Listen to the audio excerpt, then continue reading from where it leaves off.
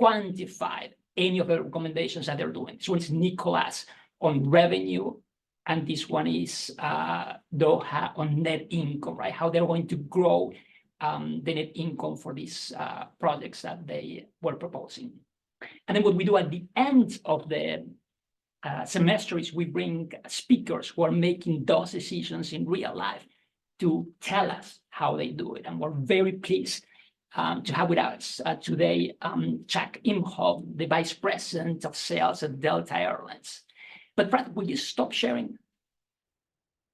I prefer to make introductions a bit more at a personal level because, many times, the host will read all the different titles. Chuck had over 30 years of experience, first at American Airlines, and next week, I believe, 15 years at Delta.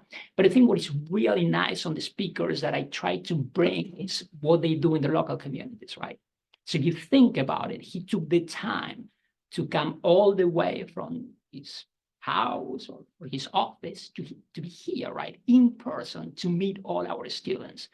He is a member of Junior Achievement, the Children's Hospital, other, many different entities in Harlem and in many other neighborhoods. And that's what what makes him a real good leader that we want to have in class. So welcome, Chuck. Great, thank you. Yeah. Thank you. Feel free if you want to say a few more words about, Look, I applaud you for all of those things you talked about, whether it's from an HR perspective, increasing prices, sales and distribution. All those are very applicable and relevant to an airline. Also giving back to the community. So it's a pleasure to be here. I'm honored to be here, not only on behalf of myself, but on behalf of Delta, because it's very important that we not just be an airline that flies you from point A to point B, but we also we give back to the local communities that we serve. And this is just a piece of a junior achievement. It's always great to get out and meet new people interested in aviation. And we're honored that all those companies that you chose, Delta as someone you wanted to hear from. So thank you. Yeah. Thanks very much, very kind. So the way we do this, the students ask all the questions. I will just ask one, and what I thought I would do is, our students are young, right? So they don't remember how things were before 1978. So I'm going to, would you mind showing just a few slides? So I will help them learn a little bit about that. So before we start, what is good for you guys to know is that Delta is the largest and most profitable airline in the world. And not only that, but for all airlines, the critical business segment are business travel, right? Corporate accounts and so on, which is what Chuck specifically deals with. And the results on Q1 were so good that they were their annual report, right? They were talking about how good the performance is. But before 1978, the way things used to work is that tickets had a fixed price, right? So I remember that once I was 11 and I went to check the price and they told me, yeah, and if you fly before you're 12, you get a 50% discount. So I bought my first international ticket, right? And I flew, and I remember the price was 110 because prices were fixed. But then what we did in the US is we opened up the market and we said that airlines could compete in price. And what happened thanks to that is that if you adjust for inflation, the price of an airline ticket has been reduced by 1/2. You guys are paying now 1/2 of what we used to pay. Now, there were other things, right? This is a chart where you can see the decline on the prices. And one of those was that it became a bit more crowded, and there were more complaints from customers and so on. This is one thing that I read on a book that people in the airline industry always suffer from, right? People say, "Oh, I'll never fly this airline again." But the main point that I want to highlight prior to my question is that we have been through all these changes, right? And Chuck, if you think back, right, I mean, you're doing an excellent performance and Delta is going real well. But if you could choose to be in your position back in 1978, do you think you would have more fun, or do you like it better now? And you can stop sharing that. Well, One, it's an interesting question. So one, I've been in the industry a long time, but even I am not old enough to actually be working and when it was deregulated in the late 70s. I can tell you that I did work with people that worked in that environment and then had to work in the deregulation. And they much preferred one, the government controlled everything, right? They told you where you could fly. They limited the airlines. They told you what price you could charge. So the only way to differentiate yourself was through service. And I remember a lot of people would go for those afternoon lunches, entertaining clients, and then not have to do anything else but entertainment. So they enjoyed that, and it was certainly a rude awakening when all of a sudden now you had to run a business to compete. So I think there's a lot of positive things that happened with the deregulation. You had the creation of the loyalty program, the frequent flyer program. You had the hub and spoke, which allowed airlines to grow in particular cities and then also fly to areas that probably wouldn't have service. And then, like you highlighted, the overall price when you factor in inflation is a lot less today than it was back then. You know, some of the downfalls, there's been close to 160 airlines that have gone out of business since deregulation. So it on one hand, it forces companies to compete, forces companies to constantly look at their business model to see if it works in the new environment, if it's something that customers are willing to pay for. So I think from a service perspective, you also have that today like you had back then, but it's through technology, it's through operational performance, but it's not out there across the board. Yeah. And I think some airlines choose a different path where they focus on price and we focus on premium. So what it does do is give you plenty of options for depending on what you're willing to search for. Yeah, I think it's great that, you know, as a point on the side, you guys know that I've been to every country in the world and I travel a lot. And I was looking at the stats and the number of passengers has increased from 200 million to 4 billion, right? That's 20 times. So it's a lot more accessible now for everyone to travel. Yep. And that's the highlight. So yeah, we would like to go with the first question, right? So the first question, let me see. Well, that will be the second one. Yeah. Hi, Mr. Imhof. Yes, you can sit here. Yeah. I'll move to the side. I'm ING and you can also call me Jay. So my first question is, what key trends or shifts do you see currently that impacting the airline industry? And how is Delta adapting its sales strategies to stay competitive in this evolved landscape? Okay. Well, that's a very good question. First off, I want to say that Delta is celebrating 100 years next year. So we're looking forward to that.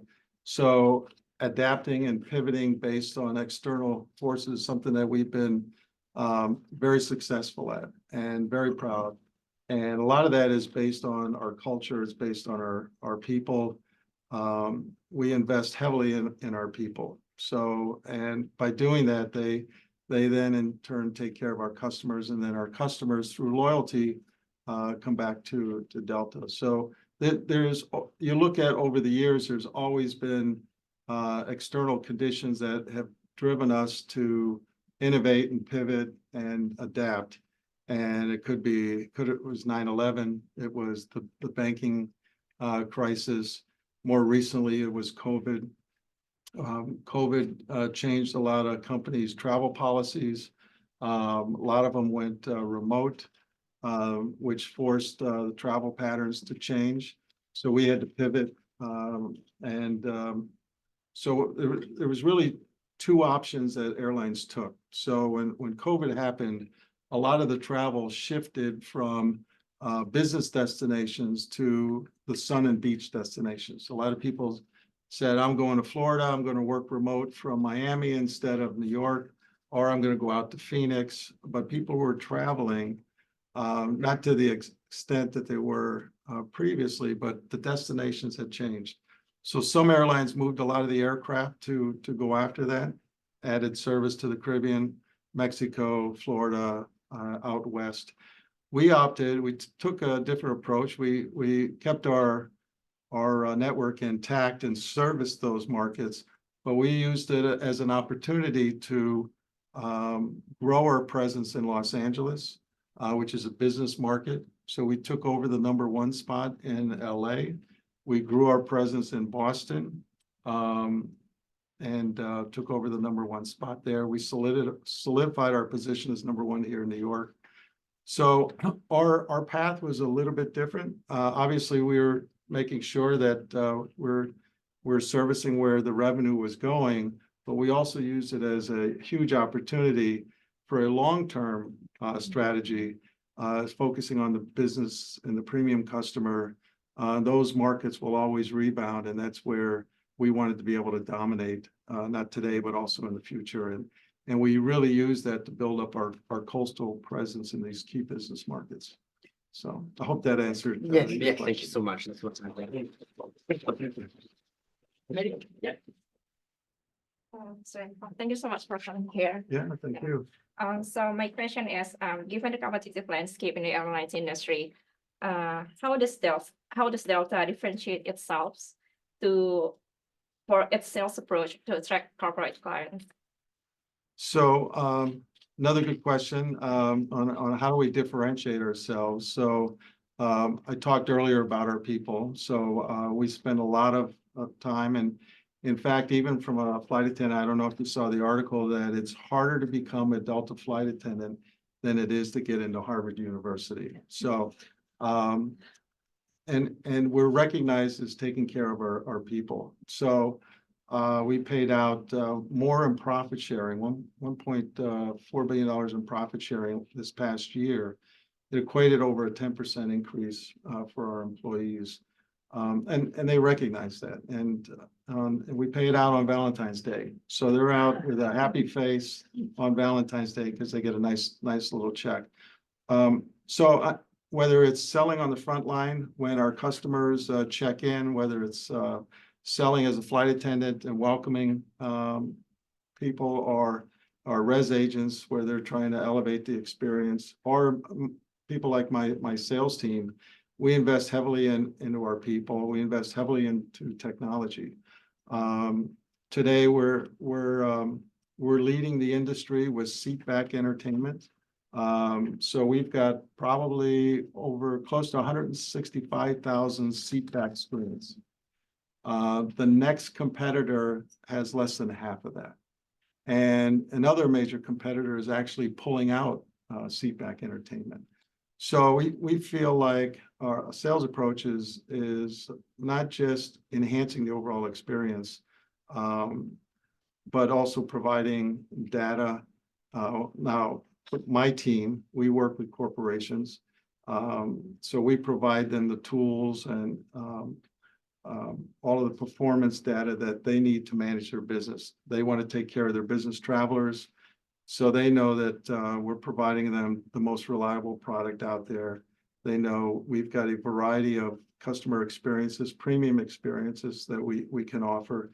And they know that in the event that something does happen, we're taking care of their customers over someone that may be a new leisure customer. So our corporate customers are a major priority for us. And it varies by corporate customer. So our sales approach is really the mantra that we use is listen, act, listen. And so we listen for feedback, then we react to it, and then we listen for more. And I think if you look at us over the last several decades, you've seen us evolve as an airline from more of a leisure. And I'll give you a great example here in New York. We used to fly the shuttle markets, LaGuardia, Boston, DCA. We had a huge presence on New York to Florida, but we didn't fly to business destinations like London. We bought some of the Pan Am routes, so I had a footprint to Europe, but we were #4 in New York. 10 years ago, we were #4. You had American, you had United, you had other carriers. And what's great about New York is it is probably the most competitive marketplace in the world. So at some point in time, you look at major airlines have always been number one. And over the last decade, Delta's been, it's our time. And it's our time. We've been number one, and we intend to keep it now as number one. But we've evolved and we've modified our product. We've modified our approach to customers, where we've invested in facilities. We spent over $7 billion at LaGuardia Airport. You mentioned you're flying out tomorrow. If you flew out there pre-COVID, about 6 years ago, is a whole different experience than what it is today. We've spent over $2 billion at JFK. Lots of things that we're unveiling, new premium club. So all of that is really how we provide the sales team tools to go in and offer products and services that customers really want and are willing to pay for. So I hope that.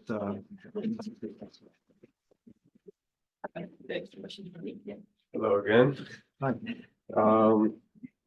My name's Nick, and my question for you. So I worked at Enterprise, like I mentioned before. So sales tactics and different things, how to read people, was a key factor in how we maximized profit and brought in a lot of revenue. So what you mentioned the tools. What fundamental tactics do you look to establish in sales associates when trying to maximize sales potential for a product or service, and how does Delta teach these selling tactics to their employees? Sure. Well, we've been benefiting when people start with Delta. You know, they typically have a long storied career with us. So having a lot of veterans is always helpful for when we hire people. But we look for people that love to serve. Delta is all about servant leadership. And you have to enjoy what you're doing. So whether you're at the airport, it's a frustrating day, you have to keep that smile on your face. So you have to really be able to enjoy handling that type of situation. My sales team, we have customers that are great to work with, and we have customers that are very demanding and challenging. And so you have to enjoy that. So we look for people that really love to serve. We love to have people that are analytical. Most people don't realize the amount of data that we're able to gather on a corporate customer. So I can sit with a major corporate customer and I understand their potential, how much revenue they provide us, what markets they're flying, not just myself, but the competition, where the opportunities are. What level are they buying coach? Are they buying premium? So there's a lot of information. So as a sales team, I want to make sure my sellers are spending their time efficiently, so that they're not going in promoting something that the customer has no interest in buying or no opportunity in selling. So to do that, we use a lot of data. So a big part of our job is to do the work ahead of time before we even go out and make a sales call. So I would say, so analytical, being able to communicate at all levels. A lot of our people can sit with a CEO of a mid-sized company or a large company, and then they can sit with a travel agent and be able to communicate at all different levels. Travel agents may be much more experienced with the industry, and a CEO is completely, or has no idea about the industry as a whole, but wants to focus on market conditions and things like that. So we look for somebody also that has that capability or is willing to learn. We don't expect everybody to start out at that level. We have a variety of entry-level positions into the sales organization. They start out with small accounts as they get more experienced, and we then build their portfolio. They start to get bigger accounts, and then you're dealing with accounts like the financial industry, the entertainment industry, the financial services. And then we have specialists. A lot of times, I think I mentioned earlier, sports and university. So we have sellers that actually specialize in particular markets, in particular fields like sports and university. And then I have a banking private equity team, and they only specialize and deal with the major banks, investment banks, and private equity firms, because they talk a different language, and their expectations and their needs are much different than maybe someone in the entertainment industry. So Thank you. and Thank you. I would just say from a training perspective, we have several online classes, we have several in person. We teach value add versus just matching prices. So there's a lot of training that we have available for sellers. That's amazing. Thank you. Great, thank you. Great. And one thing that I would like to you guys to know, for those of you who are joining online, this class is open to everyone. We have high school students joining today, and we have one student who's joining through Zoom. So Morgan, yeah, I think you want to share the screen also so we can see her. And you can go and stop sharing. Okay. I can see Morgan up there. Yeah. So, Hi, thank you so much for, answering all of our questions. How has the profile of Delta Airlines' target market evolved over the years, particularly to frequent business travelers and travelers in the middle to upper middle class? And what emerging trends or shifts are shaping this market? Great question. Do I look here or? Yeah, you look there, yeah. And you can remove the spotlight. Yeah. So I would say, first off, we try to offer something for everyone, right? So if you're looking for a inexpensive ticket to Florida, we have more seats to Florida than any other carrier out here. So it gives you an idea that you could probably find something in your price range. If you're a business traveler flying premium class, we try to offer something there. And we have more recently, we invested in Wheels Up, where we are the only major carrier that has an investment and a relationship with a private jet carrier. So we think that's going to be another area that we're tapping in today in bringing value to our corporate customers, having that not just being able to fly commercial, but also private too. So I would say it continues to evolve. We look at certain markets. When you look at, I referenced that we flew to Florida and shuttle markets, 15 years ago. And then we invested heavily in New York. We changed the whole route structure. We went out and invested in partners. So we didn't have a presence in London. So we went and invested we bought 49% of Virgin Atlantic. So it gave us a bigger footprint in the London market. We invested heavily in Aeromexico to expand our presence into the Mexican market. LATAM was another investment. So when you think where our footprint continues, one, we grow our own market, use our own aircraft, but we also partner with other airlines in different parts of the world. So Air France and KLM opened up the transatlantic and allowed our footprint to grow. So I think we continue to evolve in destinations. We're starting new markets ourselves, but also through our relationships with our partners. And then we're continuing to focus on the premium customer.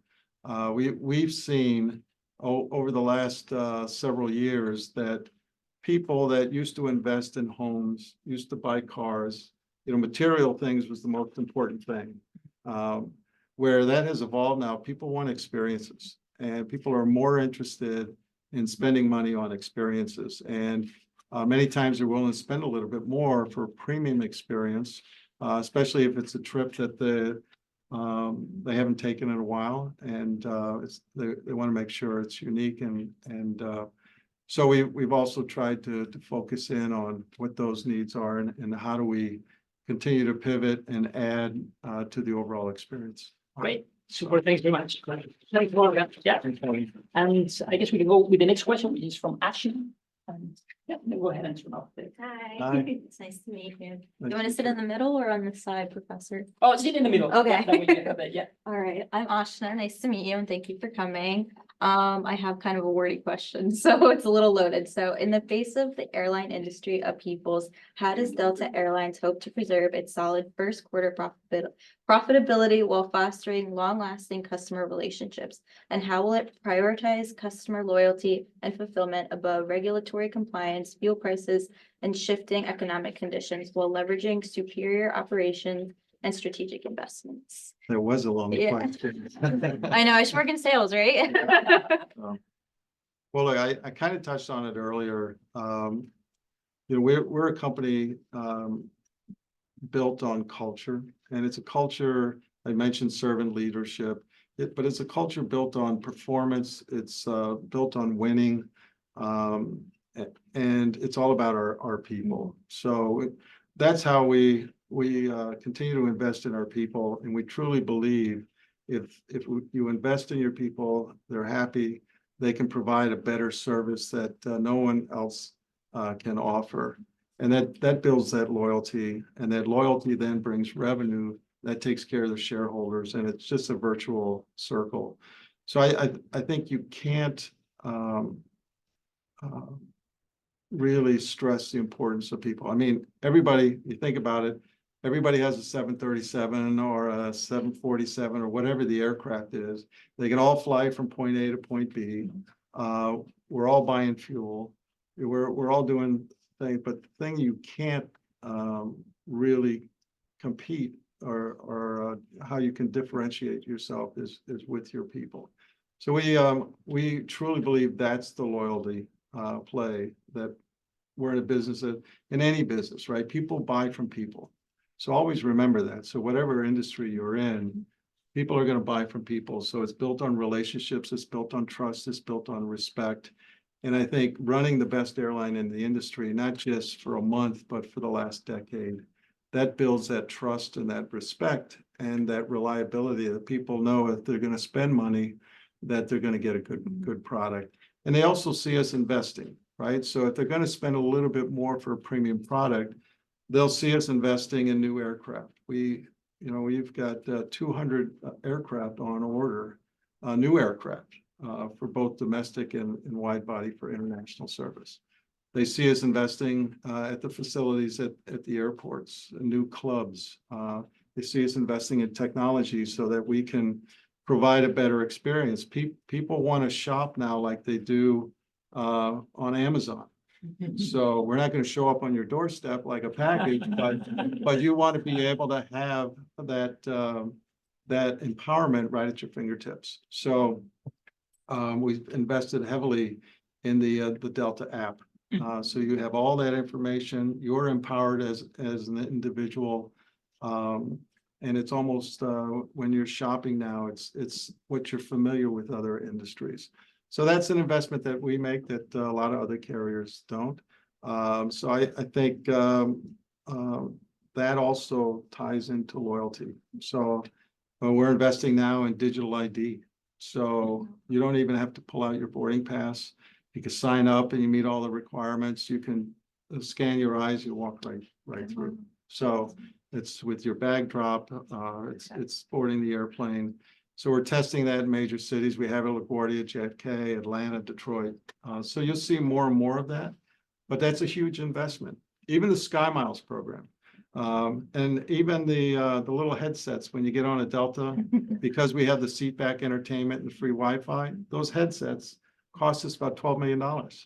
Just to hand those out. So you don't think, but when you're flying 5,000 flights a day, and 2 million passengers a year, it's an expense. To us, it's worth it. People recognize that we're the one providing the entertainment and the free Wi-Fi, the high-speed Wi-Fi. So I think all of that really wraps into building loyalty, and so then when there are external forces that do pivot, a great example, doing things for the customer is when COVID happened, we blocked the middle seat so that people had that comfort that they weren't sitting next to people. We were the only airline to do that and to extend it as long as we did. And that provided a lot of loyalty to people that said, hey, they were more interested in me and my safety and I'm gonna provide them the loyalty that, so again, it's little investments, but it's investing in the employees that then take care of the customers. And so I hope that answers. Yes, no, thank you so much. Yes. So the next question is from Paige, and you will see her later on again, because yeah, she's been the film editor, and you will see Okay. that, yeah. Great. Hi, nice to meet you. Yes, my name is Peggy, and I actually have a background in client services and sales. So my question is about customer loyalty again. Sure. So in 2022, Delta's revenue passenger miles came to around 195.5 million. So by my calculation, it's like 0.4% of total revenue. So how important would you say is customer loyalty to Delta's financial health in the future? And what kind of strategies would you employ to enhance customer loyalty, maybe about the loyalty programs or anything? Sure. Well, the customer loyalty is key and probably one of the most important things. It's all tied to profit, right? So it's much easier to take care of your loyal customers than it is to try to go out and find a new customer or convert a customer. You need both, and both are important. But I think one of the most successful loyalty programs that we have is the SkyMiles program, and it's been recognized as one of the best loyalty program that's out there. So we invest heavily in that. We have about 24 million active customers, SkyMiles customers, that are actually using and earning and growing last year alone. So one of the things that we required by offering free Wi-Fi is a SkyMiles number. So we're working to get new customers into our database so that we can communicate with them. What we found from a Net Promoter Score is that when people are a SkyMiles member, that Net Promoter Score jumps up. And then when they have the Amex Delta SkyMiles card, the Net Promoter Score goes up even further. And then when they have the Delta app. So all of these tools that we provide that really build on loyalty also improves the overall experience. So I think that's key, and that's what we continue to focus on. But I was saying with the free Wi-Fi, you have to have a SkyMiles number. And one of the advantages of that is that it allows us to communicate. And if you look at last year, by offering free Wi-Fi, we signed up 2 million new customers. So between 5,000 and 6,000 customers a day were signing up just on the plane and signing up to get the free Wi-Fi. So I hope that kind of, all of these things when we talk about investments builds loyalty. And it's the most important thing is it ties back into one of the reasons why we're the most profitable that's out there. A stat, I'll give you a stat from last year. We paid out more in profit sharing to our employees than another major airline made as a whole profit in total. So it kind of gives you. 1.5 billion, right? Yeah, I don't want to name the other carrier, but I will say it's one of the top 4 carriers. Yeah. So great.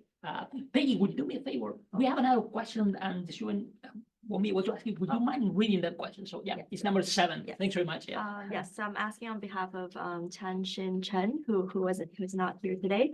Her question is, could you elaborate on how the company strikes a balance between sales promotions and profit generation? Additionally, could you shed some light on the factors contributing to the relatively low profit margins in the airline industry? Sure. Well, good question. So and I think best way to answer that maybe is when we focused on New York. So you go back maybe 15 years ago. One of the decisions we had to make was built around facilities. It was also built around network, but it's also we wanted to change the perception of Delta. So we had just merged and acquired Northwest. And we wanted to change how we were perceived in New York. I mentioned we were number 4. We were primarily a Florida carrier, a shuttle carrier with a footprint, the old Pan Am routes to Europe. But we really didn't service the the business client like we wanted to in key markets. And so what we wanted to do, and we talk about marketing, we wanted to associate the Delta brand with other premier brands in New York. So a part of the overall strategy, in addition to building facilities and investing in all of that, it was really, there was a whole marketing aspect of how do you get people to associate Delta now with other premier brands. So we went out, we took sponsorship of the Yankees, New York Yankees. I mean, when you think of New York, you think of Broadway, or you think of sports, right? And you've got so many sports teams. So we became the official sponsor of the New York Yankees. And then what we realized in New York, you're either a Yankee fan or a Met fan. So we went out and became the official sponsor of both the airlines. We're the official sponsor of the Knicks and the Rangers, Madison Square Garden, the Rockettes, you know, all of those things that people associate New York. And you wanted to build that brand awareness, but at the same time, an awareness that you're associated with other premier brands. So I would say that was just as important as some of the other strategies that we are on. And if you look at some of the major, we're sponsoring the Olympics. We'll be in Paris this summer. Looking forward to that. Again, everybody looks at the Olympics in a way, and now you have that Delta sponsorship as the official airline. It brings a lot of brand value to us. We sponsor the Masters, so another premier event that people around the world look at the Masters as the premier golf event, and now we're associating the Delta brand with that. So, and then we have ways of measuring the P&L, whether it's impressions online, impressions, what people see on TV.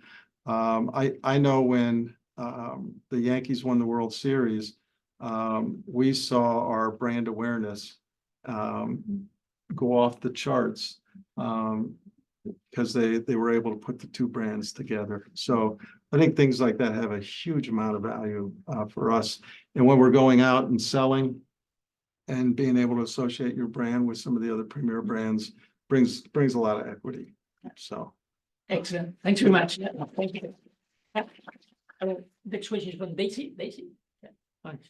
Hello, nice to meet you. My Wow, name nice is Daisy. I'm an international student in NYU and also a frequent flyer of SkyTeam, like Airlines. So, and I'm also a traveler, and a last minute booking customer. So, we love those last. my question for you is, could you provide some insights into Delta's pricing strategy? And specifically, could you explain the key factors that influence how prices are determined? Sure. Well, I have to be very careful when we talk about price in general. I don't look good in an orange suit. So we have to be very sensitive not to signal or say anything, and especially public forums like that. But I think pricing in general is driven on demand. So if you look and when you buy your ticket, a lot of times if there's only a few seats left on an airplane, you're buying it last minute. That typically probably is more expensive than if you bought it several weeks out and planned accordingly. So, and we offer all kinds of things, but I think that demand is key. Costs are obviously important. You know, if fuel goes up, you know, that's one of the most expensive items that an airline has is fuel, its employees, its capital investment. Somebody asked earlier about the profit margins in the airline industry. Well, we're a very capital intense company. So, and we have so many external conditions that can drive prices up or down or demand up and down. It's really about the demand. Right now, there's so much pent up demand because people were locked down during COVID for so long that people weren't traveling. And what we've seen the last few years now is the demand is off the charts. So, and the high-end leisure demand is off. So people are willing to pay more for a premium experience than ever in the past. So all of that, I would say, is important. So does that answer? What, Yeah. you have a follow-up? No. It was just like, because I'm a last minute booker, so Yeah. I usually like takes a transfer. I would for like a better price. Yeah. That's how I got into, because I fly internationally from like Seoul to JFK. Yeah. So I usually fly like your partner airline, Korean Air. Then sometimes I fly Delta too to take a transfer in Chicago to get a better price. Yeah. Yeah, that's why I'm like really interested in like knowing how I can get a better price when I'm flying. Yeah. Well, I think sometimes we all try to do it on our own. We have a great relationship with travel management companies, so travel agents, and there are many, small and big, and they're the experts at finding the deals out there. They can help coach and counsel. But you're right, so many times the connecting fare it can be a lot cheaper than buying a last minute nonstop fare. But I would encourage you, keep looking for those opportunities, because a lot of times, things will happen based on demand, and all of a sudden seats open up. And then maybe there is a special deal. Sometimes, airlines will predict, it's going to be a huge demand for that particular market. And so we'll hold back a lot of inventory and then realize, maybe it's not like we anticipated. And then there's potential deals. So I know I'm not answering your question, but I would stay as educated as you can, look for alternatives, and always invest in a travel agency or travel management firm, so that they're the experts in this. And they're not just shopping, for an airline seat. They can find you a hotel, they can find you a car rental, and really come up with the best deal. But I want to thank you. You're flying our partner. Korean I'm also silver medallion There you go. of Delta as well. So That means nice to we meet you. got you into our ecosystem. And we're doing our best to try to keep you there. So thank It's you. really nice to meet you. Yeah, nice to meet you. Hi, my name is Chicky. My question is about the constantly evolving digital landscape. Mhm. So with that landscape and how it gives companies so much access to information, I was wondering if you could share insights into how Delta Airlines leverages on technology or data analytics to optimize sales performance. Yeah, well, that's a big question there. So I think first off, information is personal, right? So we allow you to tell us what you want and the type of experience that you want from us. So I'll give you, I touched earlier on digital ID at the airports, right? We don't keep that information, but we partner with TSA and the government that does have that information, so that if you want a different experience and speed through the airport, we have that available. So then we invest in that type of technology for those that opt in and want it.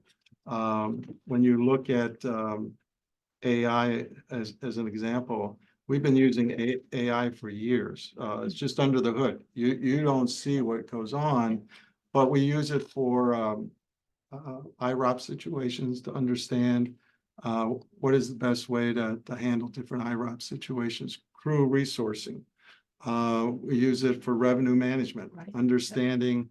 Somebody had talked earlier about overbooking situations. Well, using AI and a lot of that technology behind the scenes is helpful. Predictive analytics. So we can predict, utilizing AI, when a particular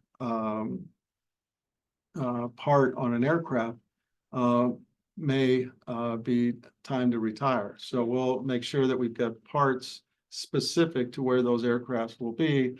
And then it tells us, hey, we better be proactive, replace that particular part, because we know that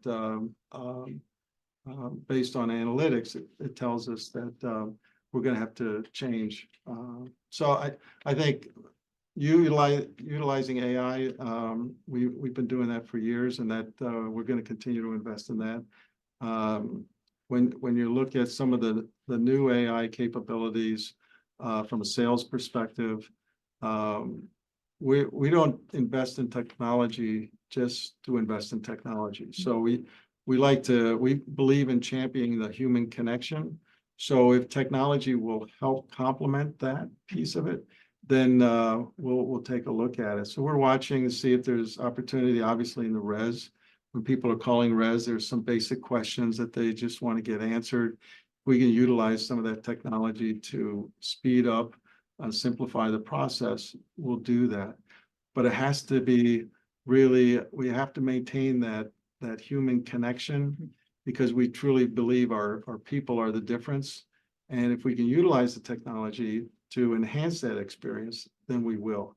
Another great investment was with our flight attendants. So putting everything on the same platform, so a person checking you in has the same information as the flight attendant, has the same information as our res agent, then we can personalize that experience. We can recognize that you just became a million miler flyer with us, or you just had a service mishap, and now we can provide a little extra.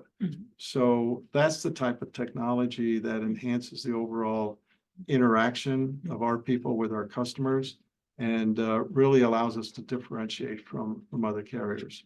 So that's the type of investment that we use. And then from a sales perspective with my team, we continue to invest in products that our travel agent, our travel management firms have the right tools at their fingertips to make their job easier to serve our joint customers.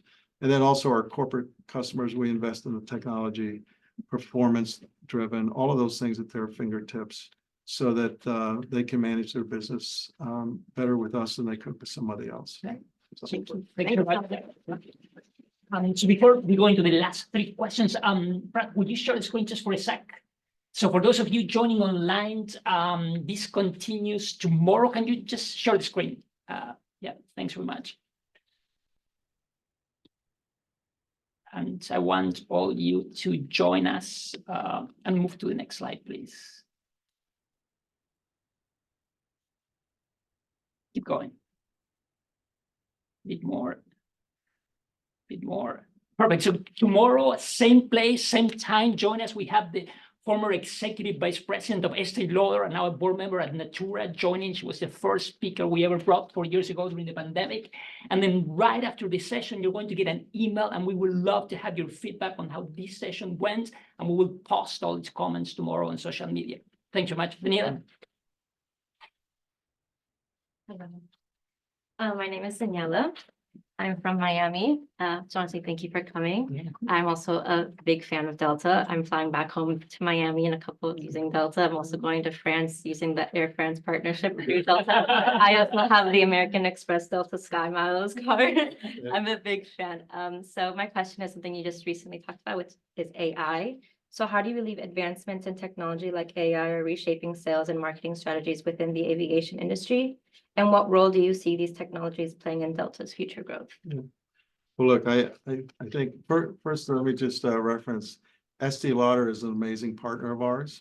And it's not just because, they fly Delta, but we're connected in supporting, when we talk about giving back to the community, we work together to invest in, breast cancer and support a variety of charities, and very well connected. So they're a great company. So anyway, going back to your question, I think I touched on it, AI and the future of AI. As an airline, we're constantly looking to invest in things that will enhance the overall experience. So where it goes from here, we'll see. But we think we're interested in a lot of that, and in how we can overall enhance the customer interaction. So I would say more to come. But when it comes to AI as a whole, it has helped us with so many aspects of our job that you don't see. And it's helped us predict a lot of things with storms, you know, we use that in routing airplanes, during IROP situations. We use it for crew scheduling. We use it for revenue management, all those things I referenced earlier. So it's a good question. But I hope, you know, that you got a lot of that already, that, and then from a sales organization perspective, we haven't figured out quite how to use it yet, because our sellers, they have that personal relationship. So we'll invest in technology that brings a lot of value to our customer, and our customer is a variety of customers. It's a customer that's actually like you getting on a plane, but it's also our customer that manages their corporate accounts travel. It's the travel agency that's responsible for anyone that's going into their agency, and then they're servicing. So we have a wide variety of customers to continue to invest in. So we'll see how we utilize that in the future. So Thanks very much. and we built up more frequency to Miami just for you. So. Okay, and then Tab has the next question. Now, let me just share my screen and show one more slide. Once I was, like all of you, an international student, and what we do in these classes, we name the companies that hire international students. You see them in green on the left-hand side on Tab. If you want to go ahead and ask your question, and you can stop sharing. Nice to meet you, and thank you so much for coming today. So as an international student, my question to you is, why does Delta, along with many other top-rated companies, hire international students, and how does it benefit Delta? Another great question. Look, we hire people from all parts of the world. When you're a global carrier, you want to reflect what your customers value and reflect. So diversity is really key for us. And it's, you know, diversity in a variety of locations, but it's also diversity of thought. So learning from our partners, it could be Korean Airlines, it could be Air France, it could be KLM, it could be Virgin. Like I could rattle off any number one of our partners that they're specialists, and usually they're the number one carrier in their part of the world. So they bring a wealth of information to us. And then it also provides us connections to places that we don't serve. And again, so as we want to continue to be the number one global carrier, we have to look like our customer. We have to think like our customer, and we have to be able to service them as they want to be serviced. And you can't do that unless you have a diverse work group that brings in their thoughts, their opinions. So we focus a lot on DE&I. We focus a lot on making sure everyone feels included. And when I talked earlier, you heard me talk about our culture and our people. That's so important to us, and it's a key objective for us is to make sure everyone that is in our employee base feels welcome, they feel included, and they have a voice. So we spend a lot of time surveying all of our employees, and we give them the opportunity to provide us feedback on what we should do and how to pivot, and how do we continue to improve their overall workplace environment. So I hope that answers. Yeah, thanks very much. Thank you. Yeah, thanks very much. Yeah. And so for those who are working in companies, we have created a company right here in classes called NYU Plus to make it easier for companies to hire our students, international and non-international. So we encourage you guys to take advantage of that. And we'll go to the last question. Yeah, you can stop sharing. My name is Lucy, and I'm actually a fan of Delta. I actually have the Delta credit card, collaborating with the one collaborates with American Express. This is one of the easier presentations when everyone's a Delta fan. That's great. So I got a question. So I found out that Delta has grown to over 100,000 employees in 2023. So could you share what qualities are valued in student applicants for the marketing team or sales team? Sure. Well, when you think about, we're 100,000 strong now. Pre-COVID, we had about, I would say we had, don't quote me on the numbers now, but we had a lot of people retire, and we were really the only carrier that didn't have any furloughs. So we spent a lot of time over the last few years building back our people. So we talk about servant leadership. I think I referenced that at the very beginning. So whatever department that we're looking to hire, it's always built on people that want to service other people, people that are humble. It's nice to be able to talk about all the awards that we've won, but we realize it's not about what we've done yesterday or last year. It's more important what we're doing today and tomorrow. So we have to have that mindset, and we look for people that love to win. Nick, you mentioned playing football. We love people that are competitive because we've built a culture built around winning and built around performance. So you have to have people that are excited to be there, that want to win, and will do anything that it takes to win. You know, if it takes flying to a new market or building a relationship with somebody that's not necessarily a easy customer, hey, we got to do it because we're going to win and we want to be number one. So I think a lot of it is more about how do you fit in with a wide variety. We talked about diversity. We have a very diverse team. Even in the sales team we have in New York and around the country. So you know, this isn't just a diverse team over in Europe or overseas. It's right here in the United States. So we look for people that to be able to communicate and fit in well with everyone. And because our customers are a variety of customers, and you have to be able to manage and communicate and on all different levels. So I whether it's the marketing department, sales department, HR department, it's all the same. We look for some core fundamentals that people have a strong work ethic, able to communicate, love to work with people, and then we just build on that foundation. Thank you. So we go into, before we go into the last part, I would like to thank you know, the students who have made this possible. Brad, he's our master of ceremonies here. Peggy for doing the video that you guys are going to watch next, and then Tad for being the coordinator. Julie for lending me a battery pack that I had forgotten. Yeah. And Robin for joining all these sessions for the executive team. Thanks very much, and to all of you, of course.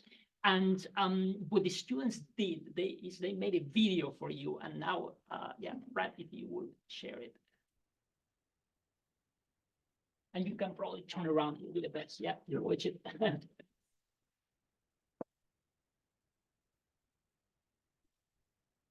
You've joined the live Finance for Marketing Decisions class at NYU School of Professional Studies. In our class, we select a Fortune 500 company to learn about finance by making decisions on pricing, headcount, marketing, and profitability. CFOs and CMOs from Disney, Coca-Cola, and McDonald's have joined us to respond to questions from the audience. All speaker sessions are free and open to everyone. And today, over 50 students got together to say, Thank you, Mr. Imhof. This is a terrific opportunity for students.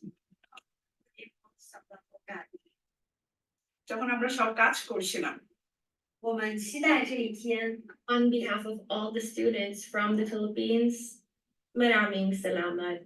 To Miami. To New York. India. Colombia.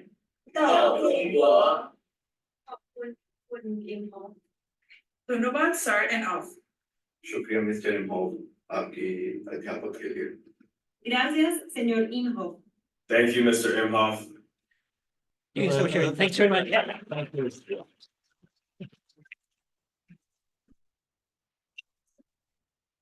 Well, thank you again. It's been a great session. I wish you all luck in your careers. You know, as I'm coming to an end of mine over the next few years, want to wish you much success and good luck, and keep flying Delta for us. We appreciate it.